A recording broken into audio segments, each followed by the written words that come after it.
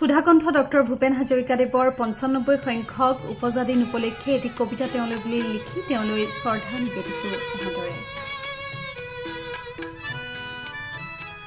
তুমি শাশ্বত, তুমি অবিৰত, তুমি প্ৰবহমান ঢৌৰ গতিৰ তৰংগ। সেই কণ্ঠ, সেই কালজয়ী দিগন্ত, সংগীতৰ সাগৰত মহাবাহু ব্ৰহ্মপুত্ৰত তুমি আক্ৰান্ত। যাযাবৰী নিশাৰ প্ৰহৰত শিল্পী মনে প্ৰাণ পোৱা তুমি সূৰ্যোদয় দেশৰ প্ৰশান্ত লহৰৰ আলেখ্য।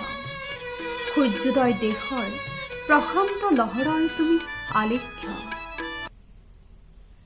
অনামিকা বিদায়, তোমাক জনালো বিদায়, তোমাক জনালো বিদায়।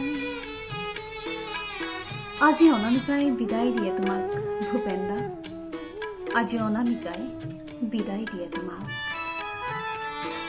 দূৰ সীমনালৈ উজ্জ্বল নক্ষত্ৰৰ অসীম চিনাকি এটা পাৰলৈ বিদায় দিয়ে ভূপেন দা, বিদায় দিয়ে তোমাক।